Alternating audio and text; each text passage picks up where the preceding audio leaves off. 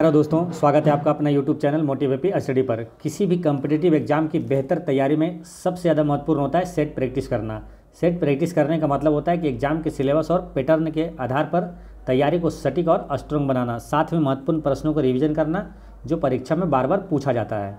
एक चीज़ हमेशा याद रखना है, सफल और असफल छात्रों में बस इतना अंतर होता है, एक लापरवाह होता है और दूसरा सीरियस होता है। बस सीरियस और लापरवाह ही सफल और असफल का खेल है, ठीक है। इसलिए आप अगर सीरियस है तो सफल हो जाएंगे, लापरवाह हैं तो असफल हो जाएंगे, ठीक है।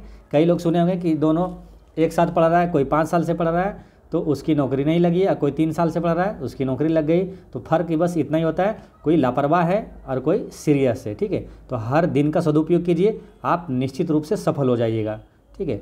तो अभी क्या है, एग्ज़ाम जब भी वैकेंसी आती है तो समझिए कि आपका किस्मत आपका दरवाज़ा खटखटाया है, और अवसर जो है बर्फ़ की तरह होता है, सोचने में अगर देर करते हैं तो वो पिघल जाता है। इसलिए सोचने में देर ना लगाएं, आप सिर्फ पढ़ें और पढ़ाई करते रहें, ठीक है। हर पल का, हर दिन का सदुपयोग कीजिए।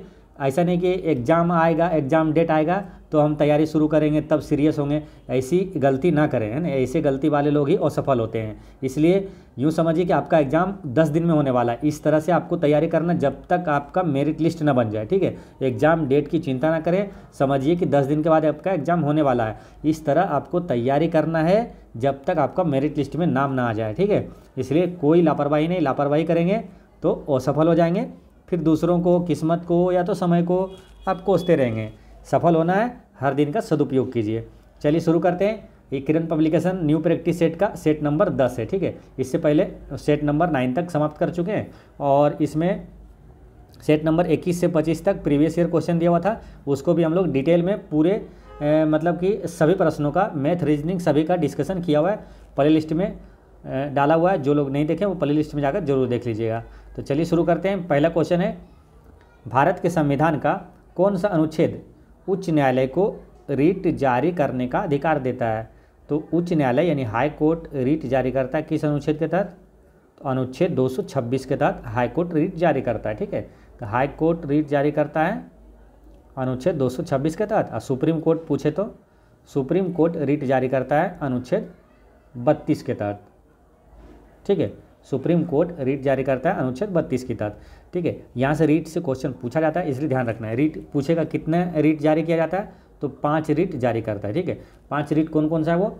तो बंदी प्रत्यक्षीकरण, परमादेश, उत्प्रेषण, ये 3 हो गया। फिर समझिए, बंदी प्रत्यक्षीकरण, परमादेश, उत्प्रेषण, फिर निषेधाज्ञा और अधिकार परीक्षा, ये 5 रीट है। तो आपसे क्वेश्चन ये भी पूछा जाता है कि हाई कोर्ट या सुप्रीम कोर्ट कितने प्रकार के रीट जारी करते हैं? तो 5 प्रकार के रीट जारी करते हैं, बंदी प्रत्यक्षीकरण, परमादेश, उत्प्रेषण, निषेधाज्ञा और अधिकार परीक्षा, ठीक है। तो ये याद रखना है। एक क्वेश्चन ऐसे भी आता है कि रीट कौन जारी करता है? ऑप्शन में रहेगा उच्च न्यायालय, या तो उच्चतम न्यायालय, या तो दोनों, या तो इनमें से कोई नहीं। तो याद रखना है, रीट जो है ये दोनों जारी करता है, सुप्रीम कोर्ट, हाई कोर्ट, दोनों, है ना। तो ये ध्यान रखना है। अच्छा, हाई कोर्ट की स्थापना, हाई कोर्ट का गठन किस अनुच्छेद में? अगर पूछे कि हाई कोर्ट किस अनुच्छेद में है, तो हाई कोर्ट है अनुच्छेद 214, है ना, 214 में, ठीक है। सुप्रीम कोर्ट किस अनुच्छेद में? तो इसी 214 है ना। इसको एक को अगर इधर ले आते हैं, यानी कि 124 है ना, सीधा कर देते हैं, यानी 124 में सुप्रीम कोर्ट है, ठीक है। तो ये याद रखना है। चलिए नेक्स्ट है, एक कूलम आवेश में कितने इलेक्ट्रॉन होते हैं? तो एक कूलम आवेश में 6.25 गुना 10 की पावर 18 इलेक्ट्रॉन होता है, ठीक है।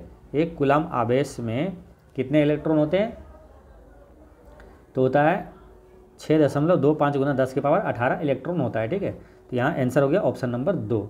अच्छा, आवेश का SI मात्रक क्या होता है? तो आवेश का SI मात्रक होता है कूलम। नेक्स्ट है, आँख का बाहरी सफ़ेद हिस्सा जो आंतरिक संरचनाओं की रक्षा करता है वह डैश है।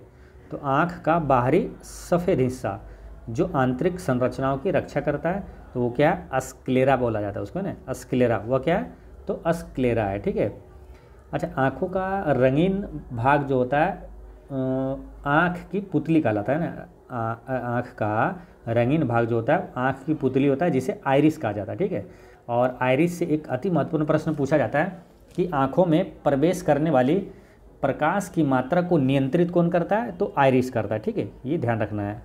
आँख में प्रवेश करने वाली प्रकाश की मात्रा को नियंत्रित कौन करता है? तो आइरिस करता है, ठीक है। और यहाँ से क्वेश्चन और भी याद रखना क्या, नेत्रदान में आँख का कौन सा भाग दान किया जाता है? तो कोर्निया दान किया जाता है, ठीक है। ये भी याद रखना है। नेक्स्ट है, आवर्त सारणी में, आधुनिक आवर्त सारणी में 18 समूह मतलब ये वाला है ना, पिलर यानी कि ऊपर जो रहता है, ठीक है, ऊपर से नीचे 18 समूह है और 7 आवर्त, आवर्त मतलब क्षैतिज हॉरिजॉन्टल है ना, 7 आवर्त है। उस तत्व की परमाणु संख्या क्या है जो चौथे समूह है ना, यानी कि 1 2 3 4 चौथे समूह में है और चौथे आवर्त में, ठीक है।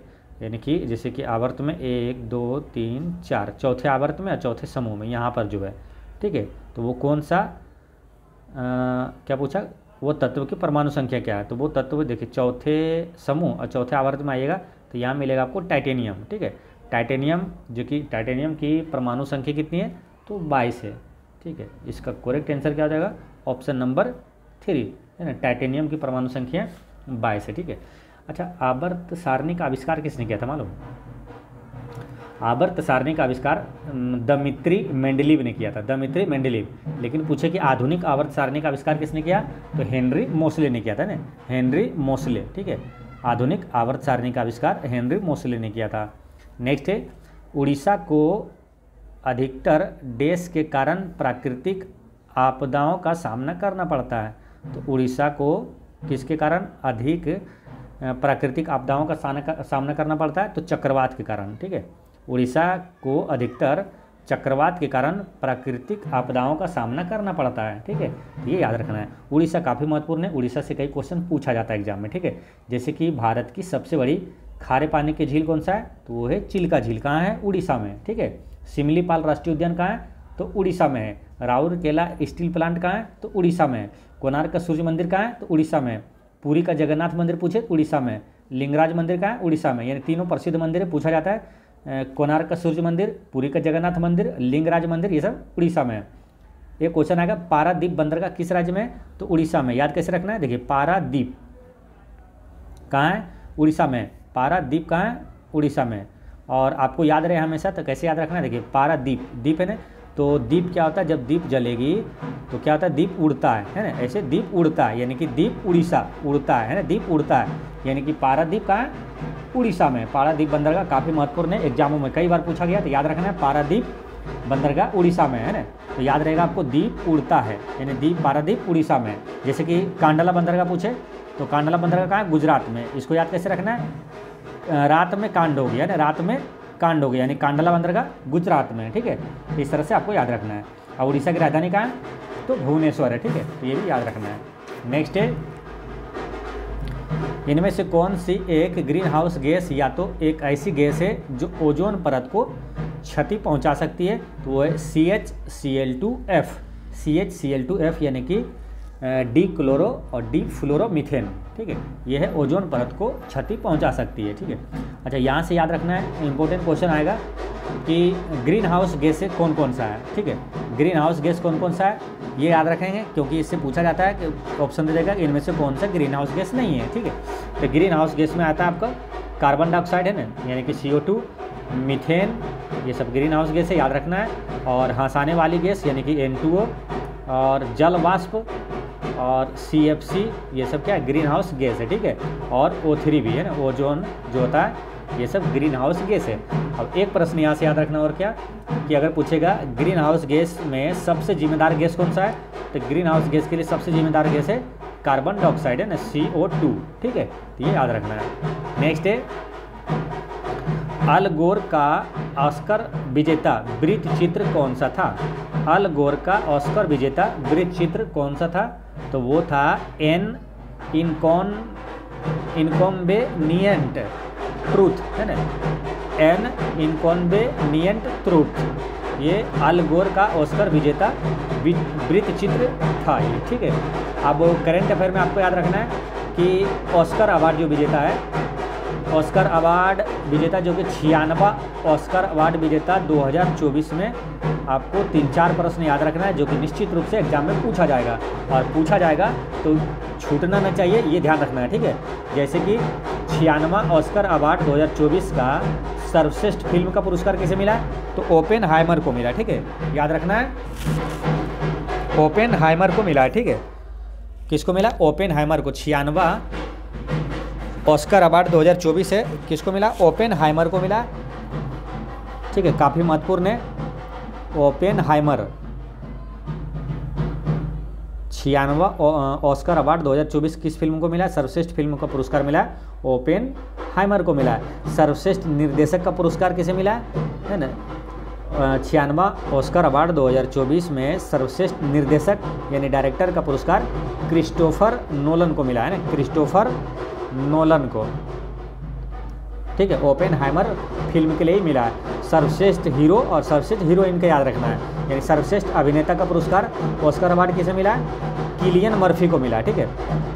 2024 में मिला किसको? Cillian Murphy.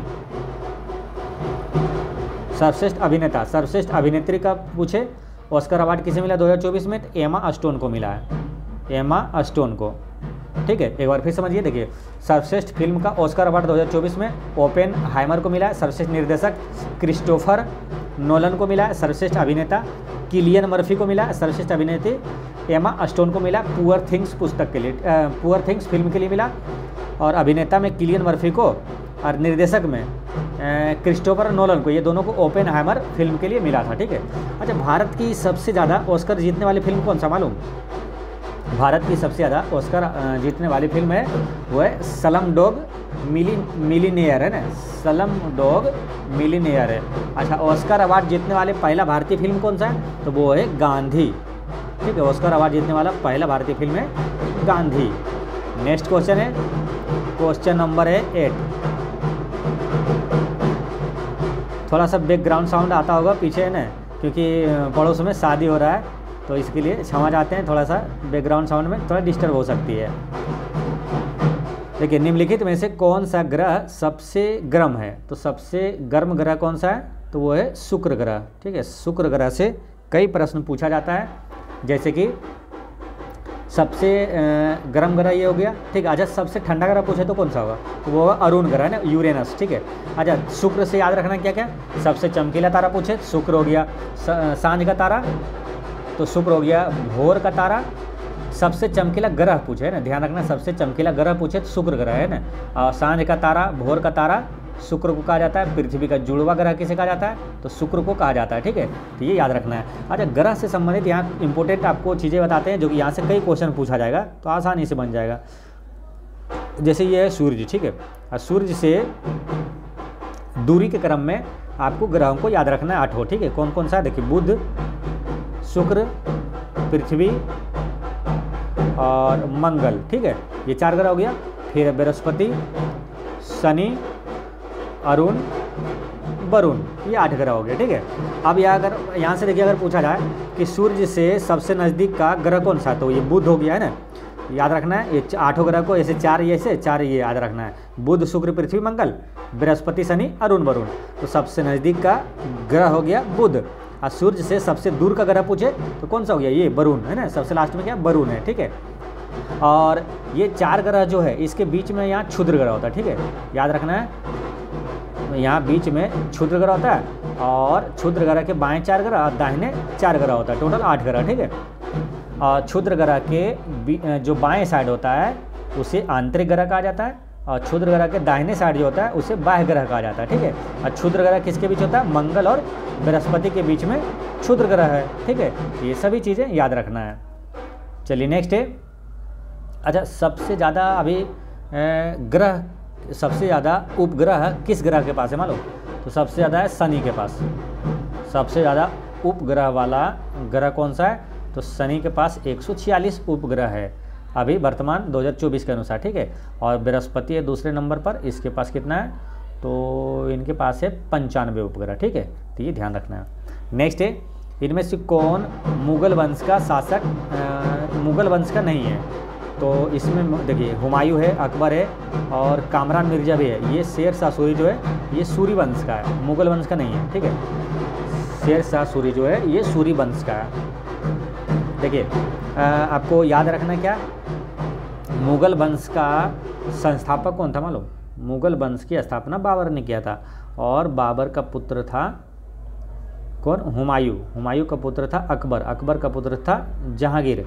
जहांगीर का पुत्र था शाहजहां। शाहजहां का पुत्र था औरंगजेब, ठीक है।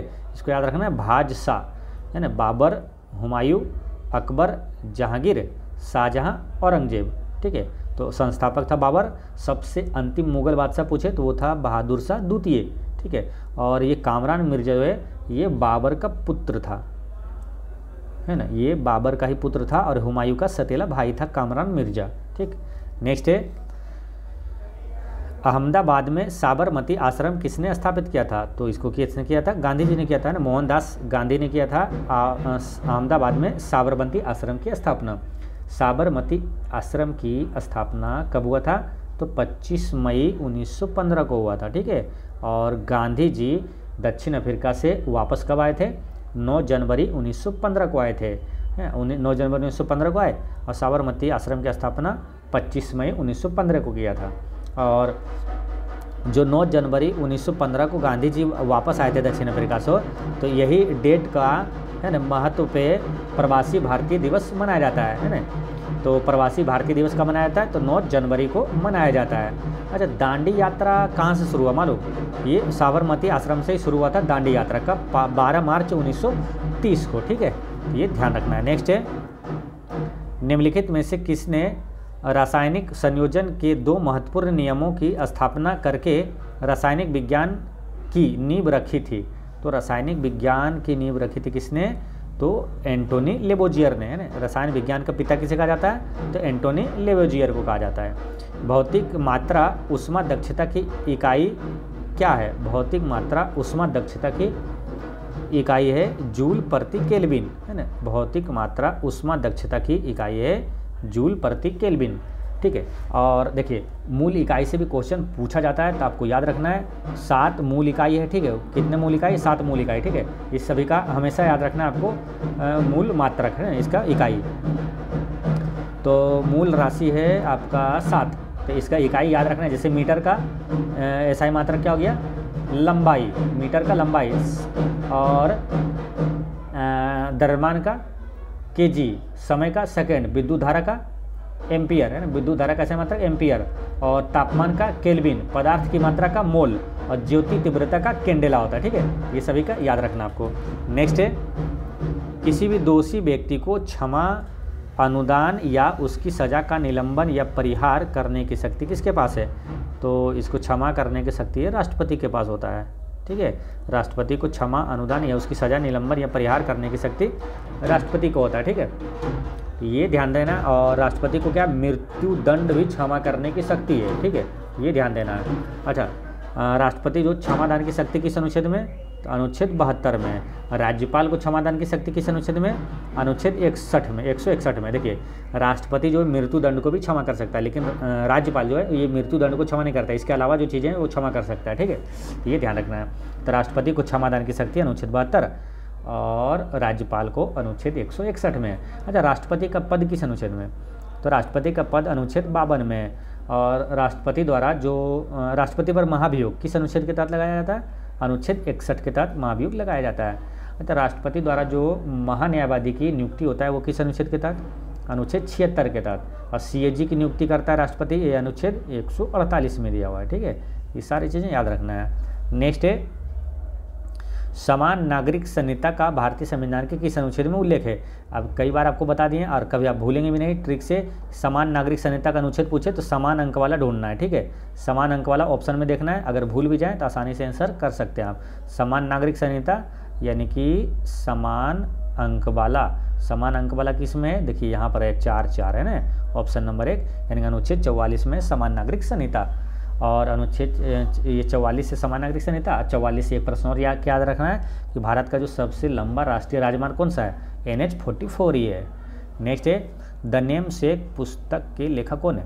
तो द नेम शेख के लेखक हैं झुम्पा लाहिड़ी, सलमान रुश्दी से क्या याद रखना है क्वेश्चन, मिड नाइट चिल्ड्रेन के लेखक कौन है, तो सलमान रुश्दी। याद कैसे रखना है, mid night children Salman Rushdie, यानी कि मिड नाइट में चिल्ड्रेन क्या हुआ, रूस गया, है ना। चिल्ड्रेन मिड नाइट में, मध्यरात्रि को चिल्ड्रेन रूस गया, मिड नाइट चिल्ड्रेन के सलमान रुश्दी, है ना, रुश्दी, ऐसे याद रखना है। अच्छा, अमीश त्रिपाठी से कई महत्वपूर्ण प्रश्न है, पुस्तक है जो कि काफ़ी महत्वपूर्ण याद रखना है, जैसे कि the secret of the Nagas, the secret of the Nagas के लेखक अमीश त्रिपाठी है, और वॉरियर ऑफ मिथिला के लेखक कौन है, अमीश त्रिपाठी है, और द इममॉर्टल्स ऑफ मेलुहा के लेखक भी अमीश त्रिपाठी है। ठीक है, ये तीनों याद रखना है, the secret of the Nagas, the Sita warrior of Mithila, और द इममॉर्टल ऑफ मेलुहा के लेखक अमीश त्रिपाठी है, और हाफ गर्लफ्रेंड के लेखक कौन है, चेतन भगत, और वन इंडियन गर्ल के लेखक भी चेतन भगत, 5 पॉइंट समवन के लेखक भी चेतन भगत है। ठीक है, ये सब अति महत्वपूर्ण पुस्तक है। नेक्स्ट है मोरिंगा ओलिफेरा डेस का वैज्ञानिक नाम है, तो मोरिंगा ओलिफेरा ये ड्रम स्टिक का वैज्ञानिक नाम है। ड्रम स्टिक मतलब ढोल की लकड़ी, है ना, ड्रम स्टिक मतलब ढोल की लकड़ी, है ना। इसका वैज्ञानिक नाम क्या है, मोरिंगा ओलिफेरा। बरगद का वैज्ञानिक नाम क्या मालूम, बरगद का वैज्ञानिक नाम है फाइकस बेंगालेंसिस, फाइकस बेंगालेंसिस, है ना, फाइकस बेंगालेंसिस बरगद का वैज्ञानिक नाम है। गुलमोहर का वैज्ञानिक नाम क्या है, तो इसका है डेलोनिक्स रेगिया, डेलोनिक्स रेजिया, है ना, डेलोनिक्स रेजिया, डेलोनिक्स ने रेजिया, ये गुलमोहर का वैज्ञानिक नाम है डेलोनिक्स रेजिया। ठीक है, और कौन क्या है, आंवला, तो आंवला का वैज्ञानिक नाम क्या मालूम, फाइलेंथस इम्बिलिका, फाइलेंथस इम्बिलिका ये आंवला का वैज्ञानिक नाम है। ठीक है, और मोरिंगा ओलिफेरा ड्रमस्टिक का, है ना, तो ये ध्यान रखना है। नेक्स्ट है चेराब का लोक नृत्य है, चेराब देश का लोक नृत्य है, तो चेराब कहाँ का है, मिजोरम का, है ना, चेराब मिजोरम का लोक नृत्य है। ठीक है, लोक नृत्य से भी क्वेश्चन आता है तो आपको याद रखना है, जैसे कि बिहू लोक नृत्य कहाँ का है, असम का है। गर्दी लोक नृत्य कहाँ का है, तो गर्दी जो है ये पुदुचेरी का है। ठीक है, और गरबा और डांडिया कहाँ का है, गुजरात का है। घूमर कहाँ का, घूमर लोक नृत्य कहाँ का है, तो ये राजस्थान का है। ठीक है, नेक्स्ट है ऑस्ट्रियाई वैज्ञानिक क्रिश्चियन डॉपलर द्वारा डॉपलर प्रभाव की खोज किस वर्ष में की गई थी, जो एक पर्यवेक्षक के संदर्भ में एक गतिमान स्रोत द्वारा उत्पन्न किसी भी प्रकार की ध्वनि या प्रकाश तरंग की आवृत्ति में परिवर्तन का वर्णन करता है। तो ये डॉपलर प्रभाव की खोज किस वर्ष किया गया था। ठीक है, इसका खोज किया गया था 1842 में। इसका करेक्ट आंसर है ऑप्शन नंबर 3। नेक्स्ट है गांधीनगर देश की राजधानी थी, गांधीनगर किसकी राजधानी है, तो ये गुजरात की राजधानी है। हिमाचल प्रदेश की राजधानी कहाँ है, शिमला। गोवा का पणजी, मध्य प्रदेश का भोपाल। नेक्स्ट है लौह स्तंभ कहाँ स्थित है, तो लौह स्तंभ जो है ये स्थित है हुमायूं लौह स्तंभ, ये है यहाँ कुतुब मीनार भवन समूह में है, कुतुब मीनार भवन समूह में लौह स्तंभ स्थित है। ठीक है, कुतुब मीनार का निर्माण शुरू किसने किया था, कुतुबुद्दीन ऐबक में किया था। कुतुब मीनार कहाँ, दिल्ली में। ठीक है, तो शुरुआत किया था कुतुबुद्दीन ऐबक, और कुतुब मीनार का निर्माण पूरा किसने करवाया था, तो इल्तुतमिश ने करवाया था। नेक्स्ट है निम्नलिखित में से किसे ओजोन क्षयकारी पदार्थ ODS माना जाता है, तो किसे ओजोन क्षयकारी पदार्थ माना जाता है, तो माना जाता है इसको, किसको, ओजोन क्षयकारी। तो CFC भी है, हेलोन्स भी है और मीथेन भी है, तो उपर्युक्त सभी इसका करेक्ट आंसर है। ठीक है, अच्छा ओजोन से कई इंपॉर्टेंट क्वेश्चन आता है, आपको याद रखना। ओजोन का सूत्र क्या आता है मालूम, O3, और ओजोन की बात करते हैं, और क्या ओजोन O3 हो गया। और मॉन्ट्रियल प्रोटोकॉल का संबंध किससे है, तो ओजोन संरक्षण से है ना। ओजोन संरक्षण दिवस कब मनाया जाता है, 16 सितंबर को मनाया जाता है। ठीक है, तो ये सभी याद रखना है। नेक्स्ट है निम्नलिखित में से कौन सी वनस्पति उच्च अक्षांशों की वनस्पति मानी जाती है, तो उच्च अक्षांशों की वनस्पति मानी जाती है, कौन सी है वो, तो वो है पर्वतीय वन, है ना, इसका करेक्ट आंसर है पर्वतीय वन।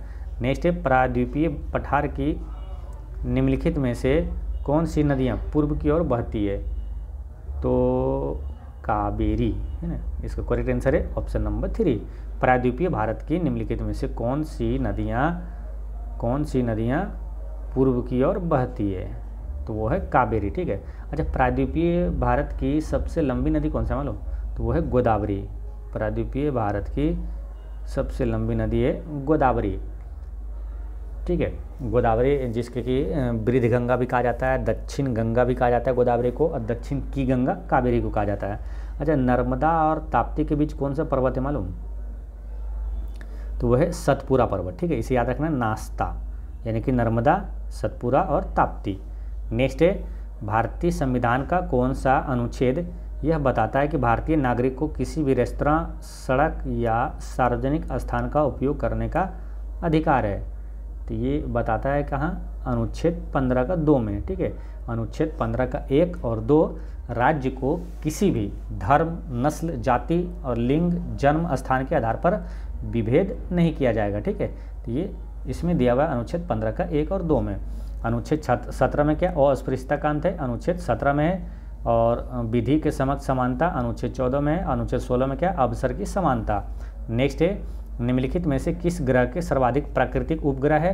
तो सबसे ज़्यादा उपग्रह भी किसका है मालूम? इसमें आंसर तो दिया हुआ बृहस्पति, लेकिन अभी वर्तमान में किसका है? तो वो है शनि का, ठीक है। लेकिन शनि ऑप्शन में है नहीं, तो आंसर क्या हो जाएगा? बृहस्पति।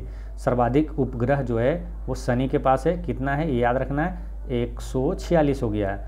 और उसके बाद है बृहस्पति के पास कितना है? तो 95 है, ठीक है। ऑप्शन के अनुसार आंसर ए हो जाएगा इसका। नेक्स्ट है मानव शरीर की सबसे बड़ी ग्रंथि कौन सा है? तो यकृत है। मानव शरीर की सबसे बड़ी ग्रंथि यकृत है। यकृत काफ़ी इंपॉर्टेंट है, यहाँ से कई क्वेश्चन एग्जाम में पूछा जाता है। जैसे कि मानव शरीर की सबसे पहले ये समझिए, मानव शरीर की सबसे बड़ी ग्रंथि हो गया यकृत। सबसे छोटी ग्रंथि पूछे तो पीनियल ग्रंथि होता है। मानव शरीर की सबसे छोटी ग्रंथि पीनियल ग्रंथि होता है, जो कि मस्तिष्क में ही पाया जाता है, ठीक है। अच्छा, विटामिन ए संग्रहित कहाँ होता है?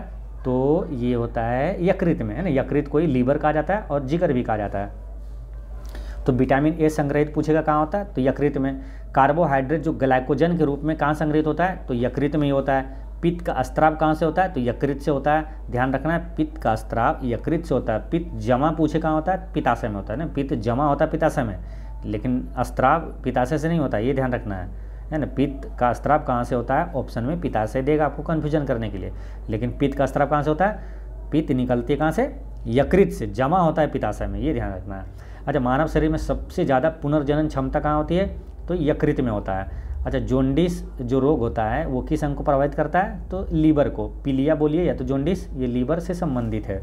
नेक्स्ट है, यदि आप एक दर्पण में देखते हैं और पाते हैं कि छवि यानी कि आपका परावर्तन आपसे छोटा है, जो दर्पण का प्रकार है, तो ये किसका? उत्तल दर्पण का। जैसे कि आप देखते होंगे उत्तल दर्पण में, आप बाइक से जाते हैं तो बड़े बड़े जो ट्रक है वो सब भी छोटा दिखता है ना, तो आपसे क्या छोटा दिखता है। तो दर्पण का प्रकार कौन सा? उत्तल दर्पण, ठीक है। उत्तल दर्पण से एक और प्रश्न कई बार एग्जाम में आया है कि वाहनों के पीछे दृश्य देखने के लिए किस दर्पण का प्रयोग किया जाता है? उत्तल दर्पण का।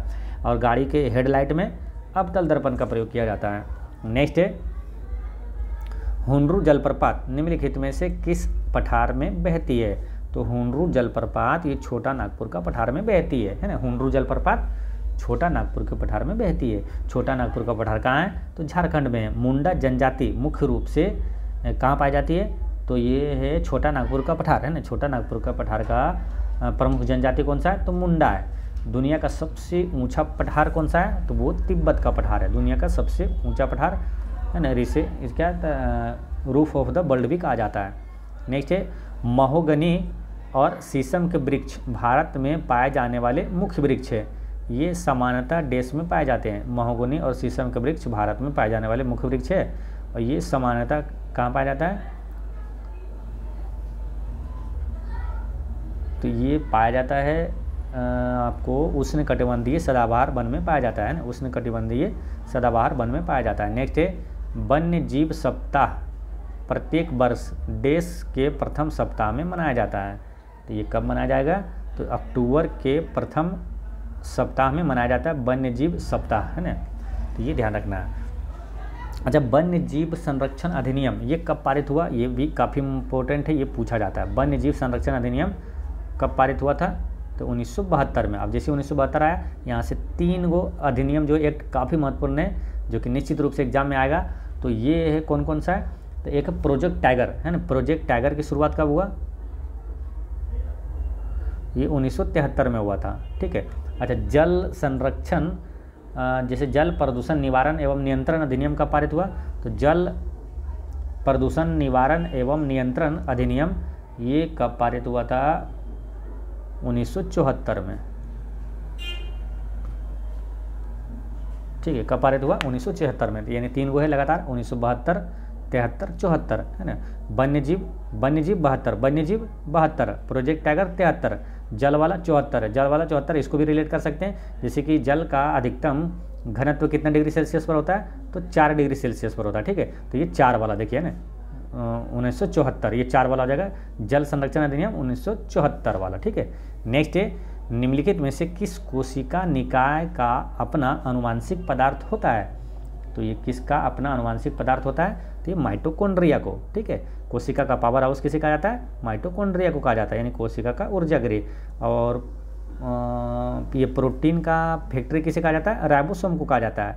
और आत्महत्या की थैली वो लाइसोसोम को कहा जाता है। कोशिका की बात आई है, कोशिका की खोज किसने किया था? रॉबर्ट हुक ने किया था। कोशिका के में केंद्रक की खोज किसने किया? रॉबर्ट ब्राउन ने किया था, ठीक है। और कोशिका का सिद्धांत किसने दिया था? स्लाइडेन एवं स्वान ने दिया था, ठीक है। सब याद रखना है। नेक्स्ट है, ग्राम सभा का सदस्य बनने की न्यूनतम आयु कितनी है? तो वो होगा 21 वर्ष और उससे अधिक, ठीक है। ग्राम सभा का सदस्य बनने की न्यूनतम आयु 21 वर्ष है या तो उससे अधिक है, ठीक है। चलिए, अच्छा, ग्राम पंचायत गठन किस अनुच्छेद में? ग्राम पंचायत गठन है अनुच्छेद 40 में, ठीक है। नेक्स्ट है, खाद्य पदार्थों में दुर्गंध आने का मुख्य कारण वसा और तेलों का क्या है? ऑक्सीकरण है, ठीक है। खाद्य पदार्थ में जैसे दुर्गंध आएगा या तो खराब होता है, वो सब किसके कारण? ऑक्सीकरण के कारण होता है। नेक्स्ट है, पेरियार बांध संरक्षण, पेरियार बाघ संरक्षण क्षेत्र निम्नलिखित में से किस राज्य में है? तो ये केरल में है। पेरियार बाघ संरक्षण क्षेत्र ये कहाँ है? केरल में है, ठीक है। अच्छा, एराविकुलम राष्ट्रीय उद्यान किस राज्य में है? तो केरल में है।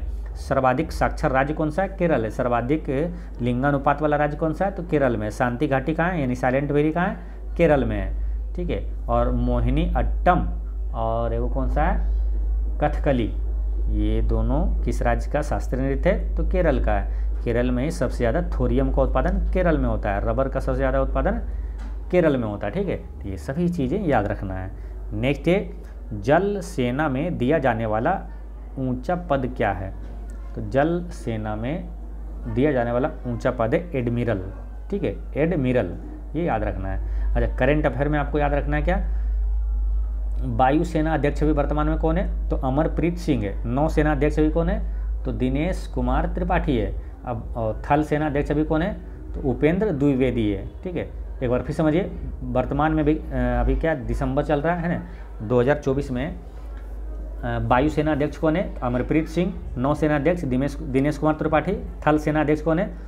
तो वो है उपेंद्र द्विवेदी। और CDS अभी वर्तमान में कौन है? चीफ ऑफ डिफेंस स्टाफ, वो है अनिल चौहान है, ठीक है। अच्छा, सर्वोच्च सेनापति कौन होता है? तो राष्ट्रपति होता है, जो कि वर्तमान में कौन है? तो द्रौपदी मुर्मू है। नेक्स्ट है, सूर्य द्वारा उत्सर्जित निम्नलिखित में से कौन सी विकिरणें पृथ्वी के वायुमंडल में उपस्थित ओजोन परत द्वारा अवशोषित की जाती है? तो इसका करेक्ट आंसर है UVB किरणें, है ना। UVB विकिरणें। सूर्य द्वारा उत्सर्जित निम्नलिखित में से कौन सी विकिरणें पृथ्वी के वायुमंडल में उपस्थित ओजोन परत द्वारा अवशोषित की जाती है? तो UVB विकिरणें इसका करेक्ट आंसर है, ठीक है। तो ओजोन परत द्वारा क्या अवशोषित किया जाता है? या तो क्या है, पृथ्वी पर जैसे कि अल्ट्रा वायलेट जो विकिरण है उसको पृथ्वी पर आने से कौन रोकता है? ओजोन परत, ठीक है। ओजोन का सूत्र क्या होता है? O3 होता है। ओजोन परत कहाँ पाया जाता है? समताप मंडल में, है ना। मॉन्ट्रियल प्रोटोकॉल का संबंध किससे है? तो ओजोन संरक्षण से। ओजोन संरक्षण दिवस कब मनाया जाता है? 16 सितंबर को। नेक्स्ट है लौह स्तंभ यानी कि कीर्ति स्तंभ देश में स्थित है। तो लौह स्तंभ कहाँ स्थित है?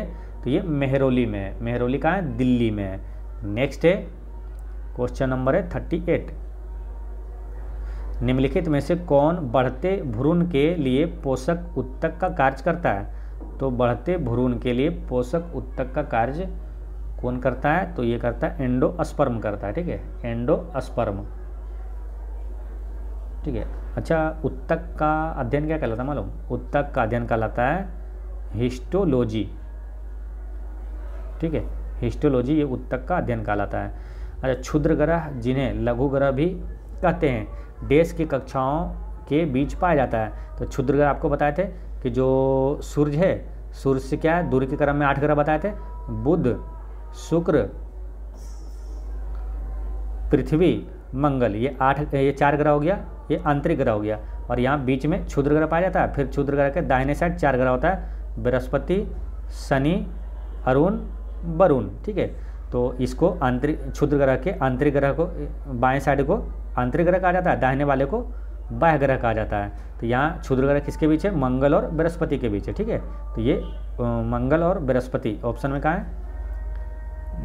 मंगल और बृहस्पति यहाँ ऑप्शन नंबर 3 में है। ठीक है, तो ये ध्यान रखना है। नेक्स्ट है निम्नलिखित में से कौन सा एक अप्रत्यक्ष कर है? तो अप्रत्यक्ष कर में जीएसटी जो है अपना वो क्या है? अप्रत्यक्ष कर है। ठीक है, GST goods and service tax, GST की बात करते हैं। तो यहाँ से कई महत्वपूर्ण प्रश्न आपको याद रखना है।